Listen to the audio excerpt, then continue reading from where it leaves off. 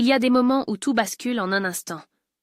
Pour Anne, ce moment arrive quand son mari fait ses valises et part, la laissant seule avec 2 enfants et un diagnostic médical qui lui donne quelques semaines à vivre. Ce qui suit n'est pas une histoire sur la maladie ou l'abandon. C'est une histoire sur ce qui reste quand tout s'effondre, sur la dignité qu'on garde quand la vie devient injuste, sur la famille qu'on construit quand celle qu'on avait se brise. Il n'y aura pas de miracle ici, pas de fin facile. Juste la vérité de ce que signifie survivre quand personne ne le pensait possible.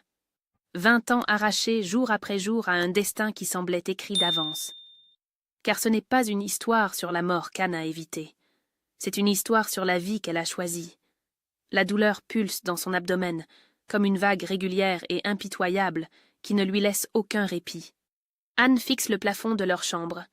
Ce plafond qu'elle a repeint en blanc cassé il y a 3 ans, avant que tout bascule, avant le diagnostic qui a transformé leur vie en compte à rebours. 3 mois, c'est ce que le docteur Moreau a annoncé lors de la dernière consultation au CHU de Créteil, peut-être 4 si elle a de la chance. Mais les oncologues n'aiment pas parler de chance quand il s'agit de cancer du pancréas au stade 4. Les mots résonnent encore dans sa tête avec la précision d'une sentence, chaque syllabe claire et définitive. Mathieu fait sa valise dans le coin de la chambre, et le bruit du tissu qu'on plie, des tiroirs qu'on ouvre et referme avec des gestes secs et méthodiques, remplit l'espace d'une violence sourde. Il a 52 ans, 20 de plus qu'elle, et malgré cette maturité supposée, il fuit comme quelqu'un qui ne sait plus comment affronter ce qui lui fait peur. Anne tente de se redresser, mais son corps refuse d'obéir. Ses bras tremblent sous l'effort, et la nausée monte aussitôt, acide et familière. Elle retombe contre l'oreiller, le souffle court, sentant la sueur froide perler sur son front, tandis que la chambre tourne légèrement autour d'elle. Les enfants sont à la porte, et leur silence est plus terrible que n'importe quel cri.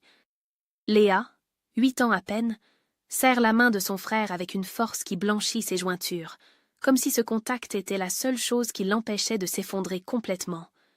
Ses joues sont striées de larmes silencieuses qui coulent sans interruption. Thomas, 12 ans, observe la scène avec un visage durci par quelque chose de nouveau, quelque chose qui ressemble à de la haine. Ses poings tremblent le long de son corps maigre d'enfant qui grandit trop vite. Mathieu ferme sa valise d'un coup sec qui fait sursauter Léa, et il évite soigneusement le regard d'Anne en se concentrant sur la fermeture éclair, comme si ce geste mécanique pouvait le dispenser de faire face à ce qu'il est en train de faire.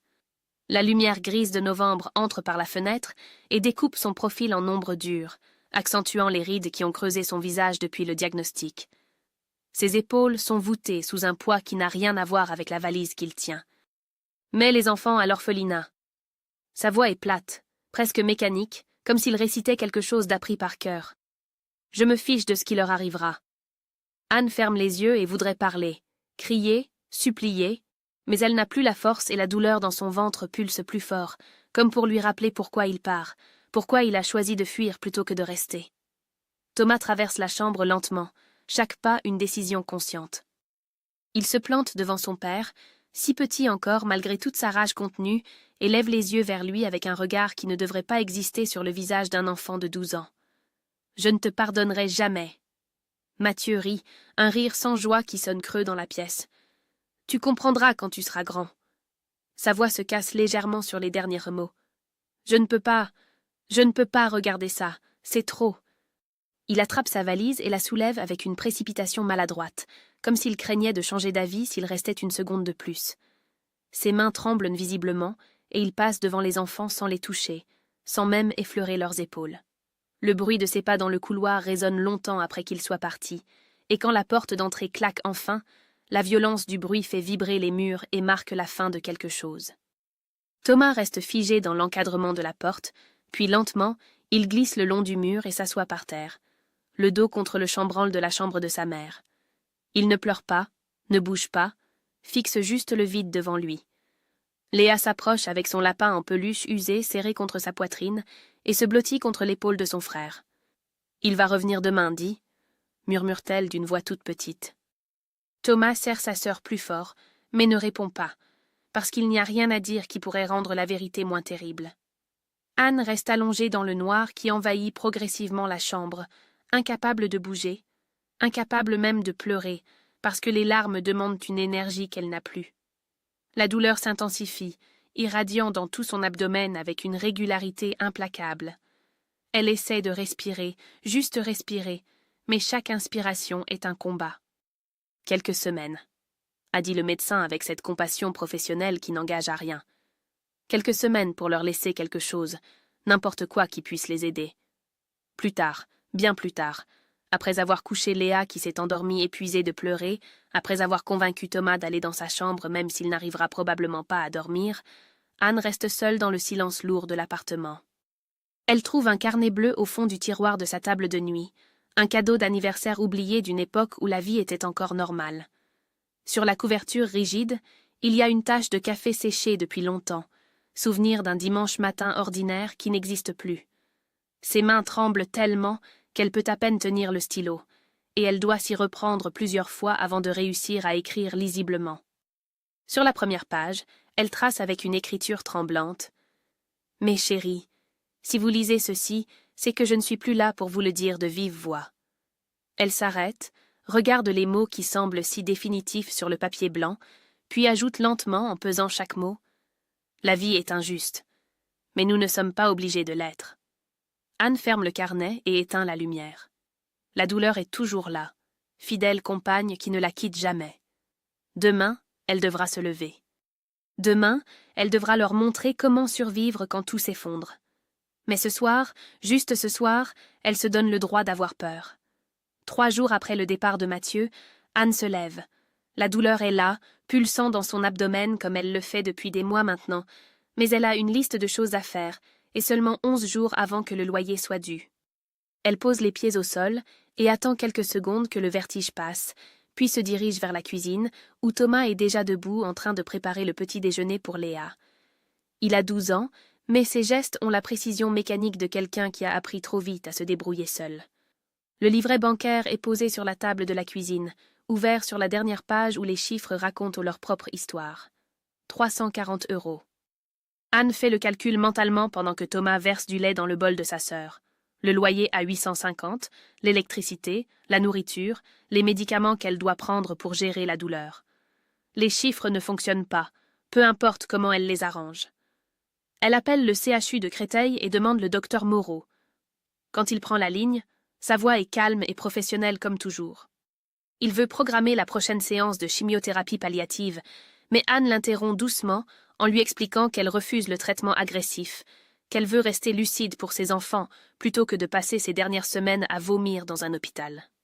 Il y a un silence au bout du fil et elle entend le médecin soupirer avant de proposer un protocole léger, juste de la gestion de la douleur avec des antalgiques et des anti-inflammatoires. C'est tout ce qu'elle peut se permettre de toute façon. L'après-midi même, Anne prend le bus jusqu'aux services sociaux de Créteil avec une enveloppe contenant tous les papiers qu'elle a pu rassembler. Certificat de divorce en cours, diagnostic médical, justificatif de domicile, livret de famille. L'assistante sociale qui la reçoit est une femme dans la cinquantaine au regard fatigué qui a manifestement vu défiler des centaines d'histoires comme la sienne. Elle étudie les documents en silence, pendant qu'Anne reste assise de l'autre côté du bureau, les mains croisées sur ses genoux, pour empêcher leur tremblement de se voir. « Vous avez droit au RSA, Madame Mercier », dit finalement l'assistante en tapant sur son ordinateur. 607 € par mois, plus les allocations familiales pour 2 enfants, 141 €. L'APL peut couvrir environ 300 € de votre loyer. Elle lève les yeux vers Anne. Votre ex-mari devrait payer une pension alimentaire. Il est parti sans laisser d'adresse. L'assistante hoche la tête, comme si elle avait déjà entendu cette histoire 1000 fois. La CAF peut vous avancer 180 € par mois en attendant qu'on le localise. Au total, vous aurez environ 1200 € par mois. C'est juste, mais avec les cantines scolaires gratuites pour les enfants et l'aide alimentaire si nécessaire, vous devriez pouvoir vous en sortir. Anne fait le calcul rapidement dans sa tête et quelque chose se desserre légèrement dans sa poitrine. Ce n'est pas beaucoup, loin de là, mais c'est quelque chose. C'est la possibilité de tenir encore un peu, de garder l'appartement, de nourrir ses enfants. Elle signe les papiers que l'assistante lui tend, et quand elle sort du bâtiment administratif 1 heure plus tard, le ciel de novembre est toujours aussi gris, mais elle respire un peu mieux. Le soir, en rentrant, elle trouve Thomas dans la cuisine en train de sortir des pommes de son sac d'école. Il y en a 4, et Anne reconnaît immédiatement les fruits du marché de la rue Gabriel-Péri, ceux qui coûtent 2 € le kilo. Elle s'assoit à table sans rien dire, pendant que Thomas pose les pommes devant Léa qui les regarde avec des yeux brillants de faim et de culpabilité mélangée. « Tu les as volés ?» dit Anne doucement. Thomas se raidit, mais ne nie pas. On n'avait plus rien à manger. Léa avait faim. Anne le regarde longuement, cet enfant de 12 ans qui est devenu adulte en 3 jours, et elle sent quelque chose se briser en elle, mais différemment cette fois. Pas de douleur, mais de fierté et de chagrin mêlés. Elle tend la main et prend celle de son fils par-dessus la table, sentant ses doigts osseux et froids. « On ne survit pas en perdant notre dignité, » dit-elle en pesant chaque mot. « Jamais. Tu comprends ? Peu importe à quel point c'est difficile, on ne vole pas, on ne ment pas, on garde ce qui nous reste de nous-mêmes. » Thomas hoche la tête et ses yeux sont brillants maintenant, mais il ne pleure pas parce qu'il a décidé qu'il ne pleurerait plus. Anne serre sa main plus fort et ajoute « Demain, on ira ensemble au resto du cœur. Il n'y a aucune honte à demander de l'aide quand on en a besoin. La honte, c'est de voler. » On frappe à la porte, et quand Anne ouvre, elle trouve Madame Rousseau sur le palier avec une cocotte fumante entre les mains. La vieille dame octogénaire, au caractère bien trempé, la regarde par-dessus ses lunettes et dit d'une voix bourrue « J'ai fait trop de blanquettes, je ne supporte pas le gaspillage. » C'est un mensonge évident, parce que la portion est calculée exactement pour 4 personnes. Mais Anne accepte avec une gratitude qui lui serre la gorge, et Madame Rousseau fait semblant de ne pas voir les larmes qui montent dans ses yeux. Ce soir-là, après le dîner où ils ont mangé la blanquette de Madame Rousseau en silence, après avoir couché les enfants, Anne reste seule dans la cuisine et rouvre le carnet bleu. Ses mains tremblent moins qu'il y a 3 jours, et elle écrit avec une écriture plus ferme. « La vie est injuste, mais nous ne sommes pas obligés de l'être. La dignité n'est pas un luxe, c'est ce qui nous reste quand tout le reste est perdu. On peut demander de l'aide sans perdre notre âme. » Elle referme le carnet et reste assise un moment dans le silence de l'appartement. La douleur est toujours là, fidèle compagne, mais elle a 1200 € par mois maintenant, et une voisine qui fait semblant de cuisiner trop. Ce n'est pas beaucoup, mais c'est un début. Demain, elle cherchera du travail. Demain, elle continuera à se battre. 2 mois passent, et Anne ne devrait plus être là selon les statistiques médicales que le docteur Moreau lui a montrées avec précaution lors de la dernière consultation. Pourtant elle est debout chaque matin, elle prépare le petit déjeuner pour les enfants, elle gère la douleur avec les médicaments qu'on lui a prescrits, et elle tient. Son corps s'est stabilisé d'une manière que personne ne comprend vraiment. Pas guéri, mais figé dans une sorte de trêve fragile, où la maladie avance plus lentement que prévu. Le médecin parle prudemment de réponses atypiques et lui rappelle que cela peut changer du jour au lendemain, mais Anne ne pense pas au lendemain parce qu'elle a appris à vivre dans l'étroitesse du présent. Elle a trouvé du travail dans une petite librairie de quartier, rue du Général Leclerc, à 15 minutes à pied de l'appartement. Le propriétaire s'appelle Monsieur Bernard, un homme discret dans la 60aine qui porte toujours le même gilet gris et qui connaît chaque livre de sa boutique par cœur. Quand Anne lui a expliqué sa situation en cherchant ses mots, lui parlant de sa maladie et de son besoin d'horaire flexible, il l'a écoutée sans l'interrompre, puis a simplement dit que les livres pouvaient attendre quand la vie ne le pouvait pas. Elle travaille 20 heures par semaine pour 800 € par mois, et cet argent ajouté aux aides sociales leur permet de respirer un peu mieux. Thomas excelle à l'école malgré le chaos de leur vie, comme si les études étaient redevenues son refuge contre tout ce qui s'est effondré. Il dévore les manuels de droit que M. Bernard met de côté pour lui à la librairie, soulignant des passages sur la responsabilité parentale et l'abandon de famille avec une application qui serre le cœur d'Anne. Léa dessine sans cesse des familles réunies autour de tables de cuisine, des maisons avec de la fumée qui sort des cheminées, comme si elle essayait de reconstruire sur le papier ce que la réalité leur a arraché. Un après-midi de janvier où la pluie tambourine contre les vitres de la librairie, un homme entre en secouant son parapluie dégoulinant. Il a la quarantaine, des cheveux qui commencent à grisonner sur les tempes, et il cherche des livres sur la reconstruction. Anne lui demande s'il parle d'architecture ou d'autre chose, et il sourit légèrement en répondant les deux. Il s'appelle Alexandre, il est architecte, et il vient de divorcer après que sa femme soit partie avec son associé. Il dit cela simplement, sans amertume excessive, comme quelqu'un qui a déjà commencé à faire la paix avec ce qui lui est arrivé. Ils parlent pendant 1 heure entre les rayonnages de philosophie et de psychologie, et Anne se surprend à rire pour la première fois depuis des mois quand il raconte comment il a découvert l'infidélité en trouvant des plans de maison pour un projet qu'il n'avait jamais dessiné.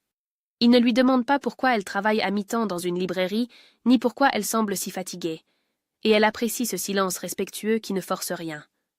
Quand il part avec 3 livres sous le bras, il dit qu'il reviendra, et quelque chose dans sa voix fait qu'Anne le croit. 3 semaines plus tard, Alexandre revient après la fermeture.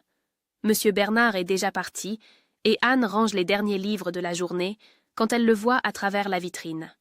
Il entre et remarque le carnet bleu posé sur le comptoir, celui qu'elle emporte partout maintenant. « Qu'est-ce que vous écrivez » demande-t-il. Anne hésite, ses doigts touchant machinalement la couverture tachée de café.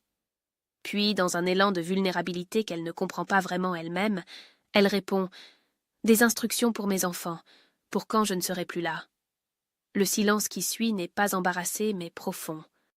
Alexandre ne pose pas les questions évidentes, ne demande pas de détails médicaux ou de pronostics. Il tend simplement la main et dit « Je peux ?» Anne lui donne le carnet, et c'est un geste qui coûte plus qu'elle ne l'aurait imaginé.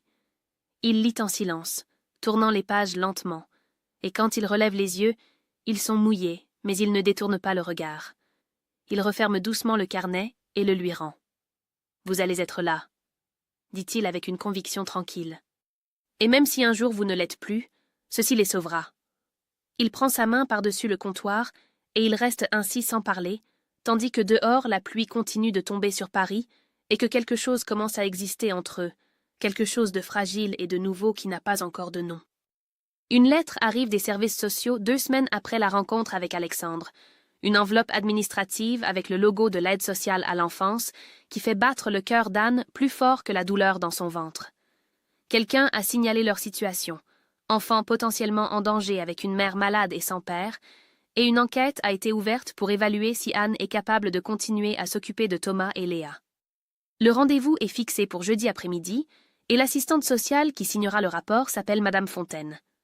Anne passe les 3 jours suivants à nettoyer l'appartement avec une énergie qui lui coûte plus qu'elle ne veut l'admettre, à vérifier que les devoirs des enfants sont faits, que leurs vêtements sont propres même s'ils sont un peu élimés, que le réfrigérateur contient de la nourriture même si elle a dû utiliser une partie de l'argent du loyer du mois prochain pour le remplir. Thomas comprend ce qui se passe sans qu'elle ait besoin de tout expliquer, et il aide Léa à ranger sa chambre en lui disant de mettre ses plus beaux dessins sur le mur. Madame Fontaine arrive exactement à l'heure prévue, une femme sévère d'une 50aine d'années, avec un tailleur gris et un dossier épais sous le bras. Elle inspecte l'appartement méthodiquement, ouvre le réfrigérateur, vérifie la propreté de la salle de bain, examine les chambres des enfants. Anne la suit en silence, les mains tremblantes qu'elle cache dans les poches de son gilet. L'assistante sociale prend des notes sans faire de commentaires et son visage reste parfaitement neutre. Elle interroge les enfants séparément. Thomas répond à toutes les questions avec une maturité troublante pour ses 12 ans, expliquant leur routine, ce qu'ils mangent, comment sa mère les aide pour les devoirs. Quand Madame Fontaine lui demande où est son père, il répond d'une voix plate. « Il est parti. Il a décidé que nous n'étions pas assez importants. » L'assistante sociale note quelque chose, puis demande. « Votre père a parlé de vous placer à l'orphelinat dans sa lettre d'abandon de domicile. Vous savez qu'il n'y a plus d'orphelinat en France depuis les années 80 ? Nous parlons de placement en famille d'accueil ou en MEX, maison d'enfants à caractère social. » Thomas la regarde fixement et dit « Il ne savait même pas comment nous abandonner correctement. » Léa dessine pendant tout l'entretien des maisons avec des fenêtres éclairées et des arbres dans les jardins. Quand Madame Fontaine lui demande si elle est heureuse, elle hoche la tête vigoureusement et montre ses dessins en expliquant que maman l'aide toujours à choisir les couleurs. Monsieur Bernard vient témoigner le lendemain, expliquant qu'Anne est une employée fiable malgré sa situation médicale. Madame Rousseau arrive sans avoir été invitée et déclare d'une voix indignée que cette femme élève seule 2 enfants tout en combattant une maladie grave, que les enfants sont nourris, scolarisés, aimés, et qu'il faudrait être aveugle pour ne pas voir qu'ils vont bien. Alexandre propose d'être référent, disant qu'il est un ami proche et qu'Anne peut compter sur lui si elle a besoin de soutien. Anne le regarde avec surprise parce qu'ils se connaissent depuis seulement quelques semaines, mais il soutient son regard calmement et elle comprend qu'il le pense vraiment. Ce soir-là, quand tout le monde est parti, Anne s'effondre sur le canapé et Alexandre s'assoit à côté d'elle. « Je ne veux pas que tu deviennes mon infirmier, » dit-elle d'une voix fatiguée. « Je ne veux pas être un poids. » Il la regarde longuement avant de répondre. « Tu n'es pas un poids, tu es quelqu'un qui se bat.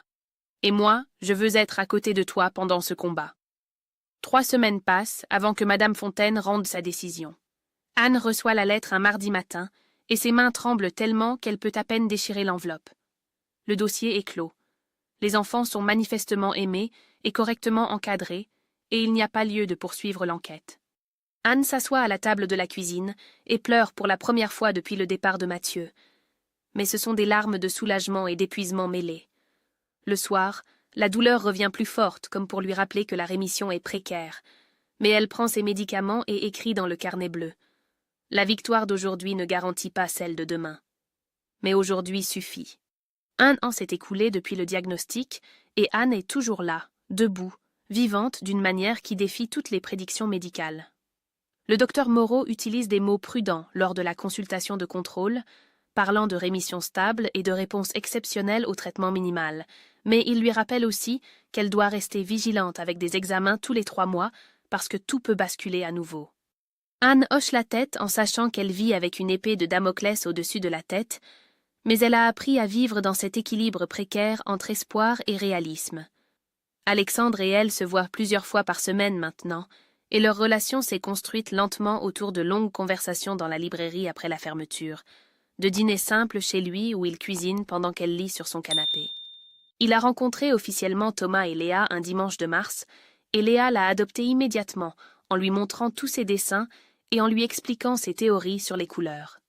Thomas reste plus réservé, poli mais distant, parce que les hommes qui promettent de rester ne tiennent pas toujours leur parole. Un soir de printemps, après que les enfants soient couchés chez lui, Alexandre prend la main d'Anne et dit simplement « Je t'aime. Je ne veux pas te presser, mais je veux que tu le saches. Je suis là et je ne partirai pas. » Anne sent quelque chose se briser en elle, une défense qu'elle avait construite depuis le départ de Mathieu, et pour la première fois depuis si longtemps, elle ose croire qu'elle mérite peut-être encore d'être aimée malgré son corps malade et son avenir incertain. Thomas reçoit une bourse pour un lycée prestigieux à Paris, grâce à ses résultats exceptionnels, et quand il annonce qu'il veut devenir avocat pour défendre ceux qui ne peuvent pas se défendre, Anne reconnaît dans cette ambition la cicatrice laissée par Mathieu, transformée en force et en but. Monsieur Bernard lui propose de gérer la librairie parce qu'il vieillit et que ses mains arthritiques ont du mal à porter les cartons de livres. Et Anne accepte avec une gratitude qui lui serre la gorge.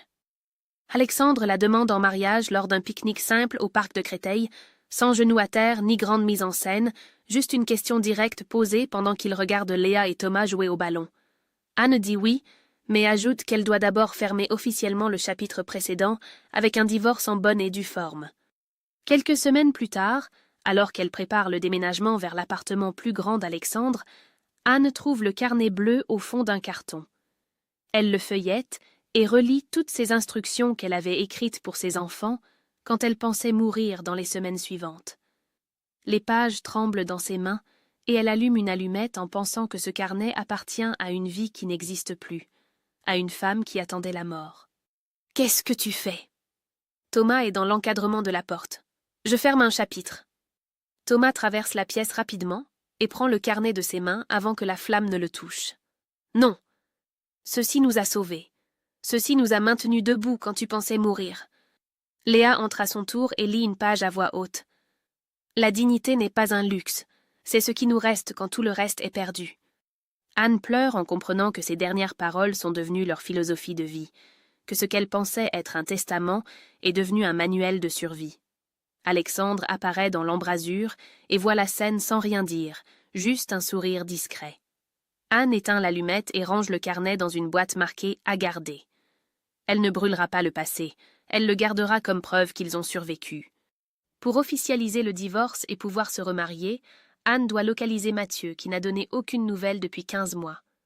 Alexandre insiste pour payer un détective privé malgré les protestations d'Anne, et 2 semaines plus tard, la réponse arrive dans une enveloppe Kraft. Mathieu vit à Lyon, remarié depuis 8 mois, 2 jeunes enfants, comme si sa première famille n'avait jamais existé. Anne regarde l'adresse inscrite sur le papier et sent quelque chose de froid se former dans sa poitrine. Pas de la colère, mais quelque chose de plus triste, une sorte de pitié pour cet homme qui fuit toujours. Elle prend le train pour Lyon un mardi matin sans prévenir.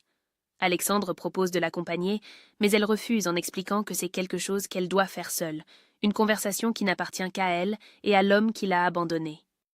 Le trajet dure 2 heures pendant lesquelles elle regarde défiler le paysage par la fenêtre en se demandant ce qu'elle va dire, comment elle va réagir en le revoyant. Ils se retrouvent dans un café près de la gare comme ils en ont convenu par téléphone. Mathieu arrive avec 10 minutes de retard et Anne le reconnaît à peine tant il a vieilli, des cheveux presque entièrement gris maintenant, des rides profondes autour des yeux, une posture voûtée qui le fait paraître plus vieux que ses 54 ans. Il s'assoit en face d'elle sans la regarder vraiment et commande un café qu'il ne boira pas. « Anne, je ne pensais pas… » Il cherche ses mots. « Je pensais que tu étais… » « Morte ?» Anne sort les papiers de divorce de son sac et les pose sur la table entre eux. C'était plus pratique de le penser, j'imagine. Il détourne les yeux et le silence s'installe lourd et inconfortable. Anne le regarde vraiment pour la première fois et voit un homme diminué, pathétique dans sa fuite permanente, et au lieu de la colère qu'elle pensait ressentir, c'est une pitié écrasante qui la submerge. « Je ne suis pas venue pour des explications, » dit-elle calmement. « Je suis venue pour qu'on ferme officiellement ce qui est mort depuis longtemps. » Mathieu signe les papiers sans un mot, ses mains tremblant légèrement, et quand il tend le stylo pour le lui rendre, leurs doigts se touchent brièvement. Anne ajoute avant de se lever « Thomas et Léa ont grandi sans toi. Ils sont devenus magnifiques malgré toi, pas grâce à toi. N'essaie jamais de les contacter. » En sortant du café, elle aperçoit à travers la vitrine une jeune femme avec un ventre arrondi qui attend sur le trottoir, probablement sa nouvelle épouse, et Anne se demande combien de temps il restera cette fois avant de fuir à nouveau. Dans le train du retour, elle regarde le paysage défiler et ne ressent rien de particulier, ni triomphe ni soulagement, juste une forme de paix tranquille, comme quand on referme un livre qu'on n'a pas aimé. Elle envoie un message à Alexandre pour lui dire qu'elle rentre, et il répond simplement qu'il l'attendra à la gare. En arrivant chez elle ce soir-là, elle trouve un mot de M. Bernard glissé sous la porte. Madame Rousseau est décédée paisiblement dans son sommeil la nuit précédente, et elle avait laissé une enveloppe pour Anne. L'enveloppe contient 5 billets de 100 € et un mot écrit d'une main tremblante. « Pour les enfants. Vous m'avez redonné foi en l'humanité, Anne. Merci. » Anne s'assoit sur le canapé et pleure pour la femme qui l'a sauvée avec des plats cuisinés et des mensonges gentils, pour cette voisine bourrue qui avait compris avant tout le monde qu'Anne ne voulait pas de la pitié, mais juste un peu de normalité. Alexandre la trouve ainsi et la prend dans ses bras sans rien dire, parce que certaines pertes n'ont pas besoin de mots. Anne et Alexandre se marient un samedi de juin à la mairie de Créteil, dans une cérémonie simple avec une quinzaine d'invités. Léa a créé les faire-part à la main, des aquarelles représentant des arbres aux racines entrelacées qu'elle a passé des semaines à perfectionner. Et Thomas prononce un toast bref mais intense sur la famille qu'on choisit versus celle qu'on reçoit. Monsieur Bernard est là avec son éternel gilet gris et offre à Anne une édition ancienne des Méditations de Marc Aurèle en lui disant que certains livres accompagnent toute une vie. Le déjeuner se passe dans un petit restaurant italien du quartier où tout le monde parle en même temps et où Léa dessine des portraits des invités sur sa serviette en papier. La librairie prospère sous la gestion d'Anne, qui a créé une section récits de résilience qui attire un public fidèle. Elle organise des rencontres avec des auteurs qui ont surmonté des épreuves et chaque fois qu'elle présente un livre, elle pense au carnet bleu rangé dans sa table de nuit, à toutes ces histoires de survie qui se ressemblent sans jamais être identiques. Monsieur Bernard passe encore quelques heures par semaine pour l'aider, mais ses mains arthritiques rendent le travail difficile, et il parle de plus en plus souvent de prendre sa retraite complètement. Alexandre entame les démarches pour l'adoption simple de Thomas et Léa, un processus qui prend 6 mois de procédure judiciaire et d'enquête sociale. Le jour où le jugement est prononcé et que l'adoption devient officielle, Thomas serre la main d'Alexandre longuement et dit d'une voix étranglée « Merci d'avoir montré ce qu'est vraiment un père. » Mais tout n'est pas parfait et les cicatrices ne guérissent pas toutes. Léa, maintenant adolescente de 15 ans, lutte avec des crises d'anxiété qui la paralysent parfois sans prévenir, cette peur viscérale d'être abandonnée qui sabote chaque début d'amitié importante et la fait paniquer dès que quelqu'un s'approche trop. Un soir, elle s'effondre en larmes dans la cuisine en expliquant qu'elle ne peut pas faire confiance, que dès que quelqu'un devient important, elle a envie de fuir avant qu'il ne parte. Anne la serre contre elle et lui raconte comment elle aussi a eu peur avec Alexandre, comment la peur ne disparaît jamais vraiment, mais qu'on apprend à vivre avec. Elle convainc Léa de consulter une thérapeute spécialisée en thérapie cognitive et comportementale, et les séances commencent le mois suivant.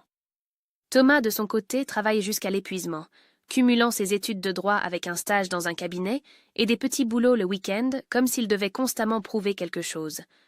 Anne s'inquiète de le voir si maigre, si tendu, et lui dit qu'il n'a pas besoin de prouver quoi que ce soit, mais il répond simplement que si, qu'il doit le prouver à lui-même. 3 ans après la rémission initiale, Anne reçoit un appel du docteur. Moreau qui a détecté un nodule suspect sur le dernier scanner. 3 jours d'angoisse absolue suivent, où elle ne dort presque pas, où chaque douleur dans son corps devient potentiellement le retour du cancer, où elle regarde Thomas et Léa en se demandant si cette fois c'est vraiment la fin. Alexandre reste calme en apparence, mais elle le voit faire les 100 pas la nuit dans le salon et elle sait qu'il a aussi peur qu'elle. La biopsie révèle que le nodule est bénin et quand le médecin annonce les résultats, Anne s'effondre de soulagement dans la salle d'attente.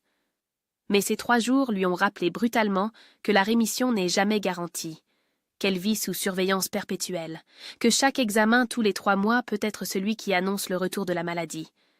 Alexandre la trouve une nuit assise dans le noir du salon, incapable de dormir.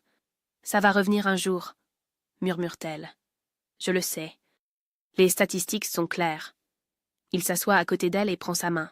« Peut-être, ou peut-être pas. Personne ne peut prédire l'avenir. » Il la regarde dans les yeux. « Mais ce soir, maintenant, tu es là. Et c'est tout ce qui compte. » Anne appuie sa tête contre son épaule et ferme les yeux. Elle a une famille qui l'aime, un travail qui la nourrit, un mari qui reste quand c'est difficile. La peur ne disparaît pas, mais elle apprend à vivre avec, comme Léa apprend à vivre avec son anxiété, comme Thomas apprend à vivre avec son besoin de prouver sa valeur. Ils sont tous blessés, mais ils tiennent debout ensemble. 15 ans après le départ de Mathieu, Thomas est avocat spécialisé en droit de la famille dans un cabinet parisien. Il a 27 ans maintenant et une réputation solide pour défendre les cas difficiles, les mères isolées, les enfants pris dans des séparations toxiques. Un lundi matin, il reçoit un dossier sur son bureau et en lisant les premières pages, son sang se glace dans ses veines. Le dossier concerne une femme nommée Claire Vernet qui poursuit son ex-mari pour garde exclusive de leurs 2 enfants. L'ex-mari, Mathieu Vernet, réclame la garde après avoir quitté le domicile conjugal il y a 6 mois, alors que sa femme était en traitement pour un cancer du sein. Les faits sont d'une similitude troublante avec ce que Thomas a vécu enfant, et quand il voit les âges des enfants, Julien 12 ans et Emma 9 ans, exactement l'âge qu'il avait avec Léa, quelque chose se brise en lui. Il devrait refuser le dossier pour conflit d'intérêts évident, mais au lieu de cela, il demande à son associé de le lui confier officiellement. Il veut ce cas. Il a besoin de ce cas d'une manière qui dépasse la simple justice professionnelle. Le procès dure 2 jours au tribunal de grande instance de Lyon. Thomas plaide avec une intensité que même ses collègues ne lui connaissent pas, citant des études sur l'abandon parental et le traumatisme intergénérationnel, parlant de la responsabilité morale qui ne s'efface pas avec le temps. Il évoque peu les lois et beaucoup les vies, racontant sans nommer l'histoire d'un garçon de 12 ans qui a regardé son père partir en laissant une mère mourante et 2 enfants terrifiés. Mathieu est assis au fond de la salle, et Thomas le voit vieilli, diminué, les cheveux blancs et le dos voûté, un homme de 67 ans qui a répété les mêmes erreurs dans une vie différente. Leurs regards se croisent une fois, et Thomas n'y voit que du vide, aucune reconnaissance, aucune compréhension de ce qu'il a détruit. Le jugement tombe rapide et sans appel. Garde exclusive refusée à Mathieu, pension alimentaire maximale, droit de visite strictement supervisé.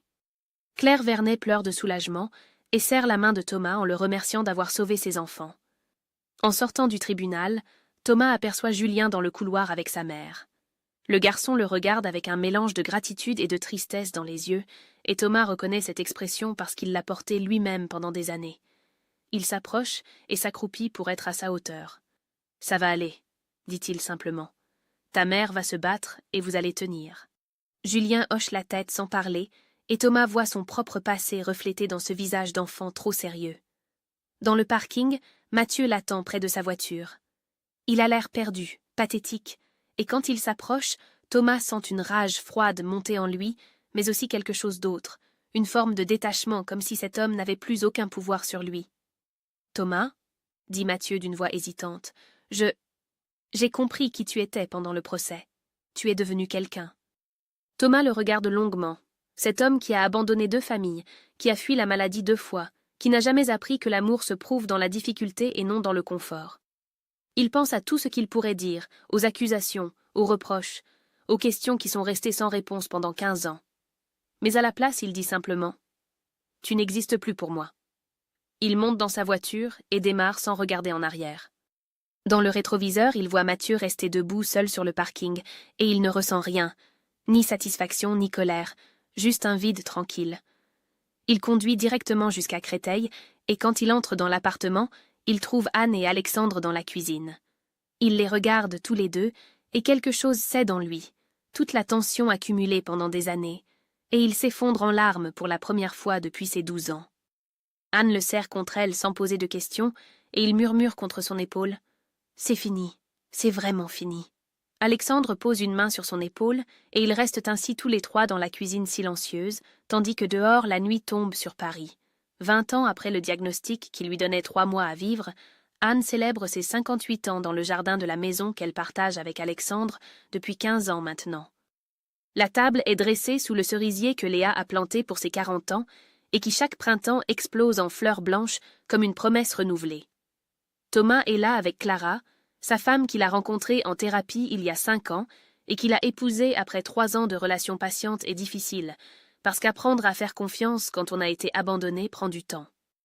Léa arrive avec Inès, sa compagne depuis 2 ans, une photographe douce qui l'aide à gérer ses crises d'anxiété avec une patience infinie. 2 petits-enfants courent dans le jardin, les enfants de Thomas qui ont 4 et 6 ans, et qui ne sauront jamais ce que c'est que d'avoir un père qui part. Anne les observe depuis la fenêtre de la cuisine où elle prépare le café, ces vies qui se sont construites malgré tout, et elle pense à la femme qu'elle était il y a 20 ans, alitée dans une chambre de Créteil en attendant la mort. Elle a 58 ans, mais en paraît plus, les traitements même légers ont laissé des traces, les cheveux grisonnants, les rides profondes, une fatigue chronique qui ne la quitte jamais complètement. Elle prend toujours des médicaments, passe toujours des scanners tous les 6 mois, vit toujours avec la conscience que la rémission peut s'arrêter n'importe quand. Le docteur Moreau a pris sa retraite l'année dernière et lui a envoyé une carte où il écrivait qu'elle était un miracle médical et qu'elle devait en profiter. Alexandre entre dans la cuisine et la trouve appuyée contre le comptoir, perdue dans ses pensées. Il a 63 ans maintenant, les cheveux argentés, une légère arthrite au genou qui le fait boiter les matins froids, et ils vieillissent ensemble avec leurs imperfections et leurs cicatrices. « À quoi tu penses » demande-t-il en posant une main sur son épaule. « À tout le chemin parcouru » répond Anne en se tournant vers lui. « À tout ce que j'ai failli ne jamais voir. » Il l'embrasse doucement sur le front et ils sortent rejoindre la famille dans le jardin où les rires des enfants remplissent l'air tiède de juin. Plus tard dans l'après-midi, Léa montre à Anne son dernier projet, un livre illustré pour enfants sur une famille recomposée qu'elle a mis 3 ans à créer. La dédicace dit simplement « À maman, qui m'a appris que l'amour se construit ». Thomas annonce qu'il a été nommé directeur d'une nouvelle association d'aide juridique gratuite pour parents malades et isolés, transformant son traumatoire d'enfance en mission de vie. Il travaille toujours trop, certaines blessures ne guérissent jamais complètement, mais il a appris à accepter qu'il n'a plus rien à prouver. Ce soir-là, après que tout le monde soit parti, après avoir rangé la cuisine avec Alexandre et regardé le soleil se coucher derrière les toits de Paris, Anne monte à l'étage. Elle sort de l'armoire la boîte marquée « À garder » et en retire le carnet bleu avec sa tache de café sur la couverture. Les pages ont jauni, l'encre a pâli, mais les mots sont toujours là, témoins d'une femme qui pensait écrire ses dernières volontés et qui a finalement écrit un manuel de survie. Elle relit les premières pages écrites il y a 20 ans d'une main tremblante. « Mes chéris, si vous lisez ceci, c'est que je ne suis plus là pour vous le dire de vive voix. La vie est injuste. Mais nous ne sommes pas obligés de l'être. » Sur la dernière page vierge, elle écrit lentement avec une écriture plus assurée que celle du début. « J'ai appris que la vie ne nous doit rien, mais que nous nous devons tout. J'ai appris qu'on ne survit pas seul et qu'il n'y a aucune honte à accepter l'aide. J'ai appris que le pardon n'est pas obligatoire, mais que la paix est nécessaire. J'ai appris que l'amour véritable ne part pas quand les choses deviennent difficiles. Il reste, il se bat, il reconstruit. Et surtout, j'ai appris que guérir ne signifie pas oublier. Les cicatrices restent, mais elles prouvent qu'on a survécu. Je ne sais pas combien de temps il me reste. Personne ne le sait vraiment. Mais j'ai eu 20 ans de plus que ce qu'on m'avait promis. 20 ans à vous voir grandir, aimer, devenir. 20 ans à construire une vie que je pensais ne jamais avoir. C'est plus que suffisant. C'est tout. Elle referme le carnet et le range dans la boîte. Par la fenêtre, elle voit Alexandre dans le jardin en train d'arroser les roses qu'ils ont plantées ensemble, ce rituel quotidien qui les ancre dans l'ordinaire et le précieux à la fois. Elle pense brièvement à Mathieu, quelque part peut-être seul avec ses regrets, mais c'est une pensée fugace qui ne s'accroche pas. Elle pense à Madame Rousseau et à Monsieur Bernard, à tous ceux qui l'ont aidée à tenir quand elle pensait tomber. Elle descend rejoindre Alexandre dans le jardin. Il lui tend la main et ils s'assoient sur le banc sous le cerisier, en silence, regardant la nuit d'été s'installer doucement sur Paris. Demain, elle ira à la librairie, demain, elle passera son scanner semestriel, demain, la vie continuera avec ses joies et ses peurs mêlées. Mais ce soir, juste ce soir, elle est là. Et c'est tout ce qui compte. Voilà. L'histoire d'Anne se termine ici, 20 ans après ce jour de novembre où tout a basculé. Anne a survécu non pas grâce à un miracle, mais grâce à un choix répété chaque jour, se lever, se battre, aimer malgré tout. Thomas et Léa ont grandi avec des cicatrices, mais aussi avec une force immense. Alexandre a prouvé que l'amour peut se construire sur des ruines. Et Mathieu est resté ce qu'il était. Un homme qui fuit. Si cette histoire vous a touché, j'aimerais connaître votre avis. Qu'avez-vous ressenti?